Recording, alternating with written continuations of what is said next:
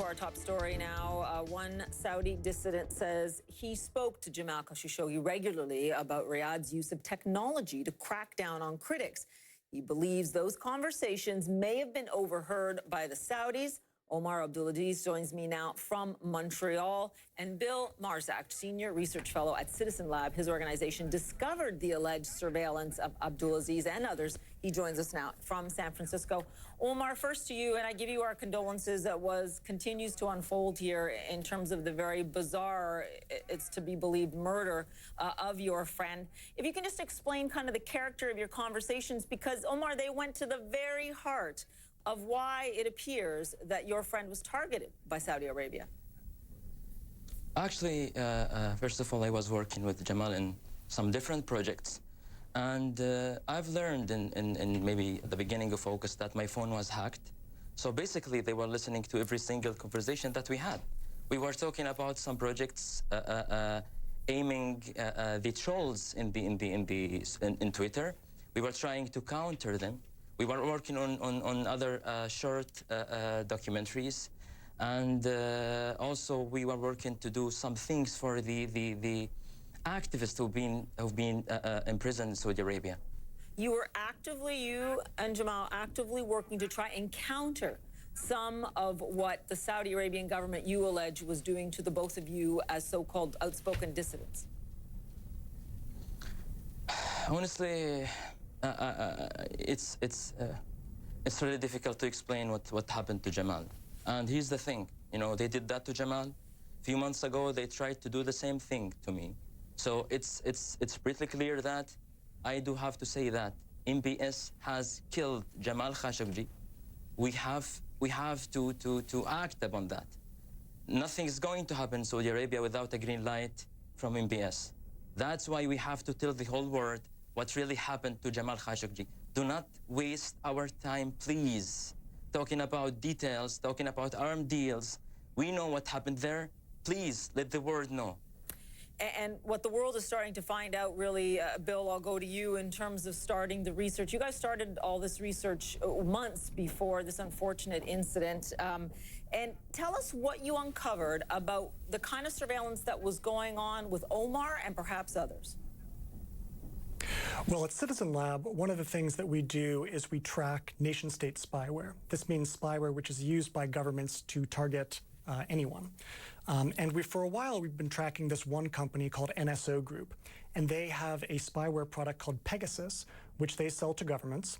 And when a government buys Pegasus, what they do is they can send a text message to someone's phone containing a link. And if they convince the person to click on that link in the text message, then the phone becomes infected, and the government can see anything on the phone, including pictures, contacts, listening into calls, watching text messages, and even turning on the camera and the microphone to spy on activity in the vicinity of the phone.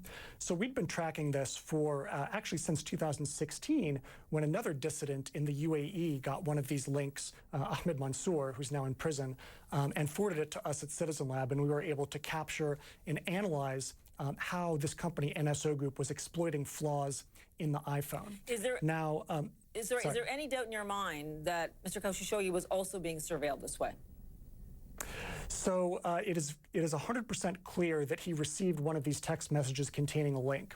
And furthermore, when we were scanning the internet at Citizen Lab for traces of the spyware, we found a victim in Montreal who was associated with the Saudi operator of the spyware.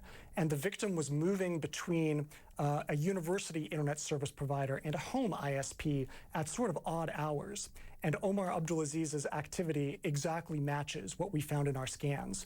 So we have a very high confidence that he was indeed being spied on by the Saudis at that point in time. Omar, it's so chilling to hear. I know that Citizen Lab told you even before they were completed the research of what was going on. What did you think? And did you think your family members in Saudi Arabia were in danger? Honestly, I had no idea till I received that note from Citizen Lab and from Bill. But what happened to my family, what happened to my friends is horrible, honestly. Because they tried to do the same thing. But when I refused, 1 month later, they hacked my phone. 1 month later, they arrested 2 of my brothers and a group of my friends.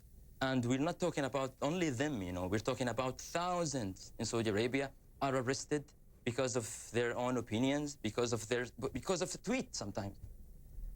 It's just crazy. And the point is that the Saudi government is listening in on all of these. I mean, Bill, what responsibility do you think the tech companies have here in terms of trying to uncover this? Or is it really like the Wild West at this point, and a government can use these social platforms against dissidents at will? Well, pretty much the situation that we see is that governments have access to very sophisticated technology for surveillance.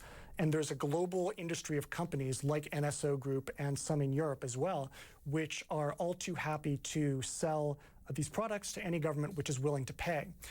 So, of course, they'll tell you there's an export licensing process, but in practice, the countries where we've seen this be abused, including Saudi Arabia, including the UAE, and other countries with dubious human rights records, it's clear that this is a threat, and that the current state of regulation is not sufficiently addressing this concern. Interesting. Bill, we will continue to stay in touch with you, as we will with Omar. Thank you so much, both of you, for giving us new insights into how this has been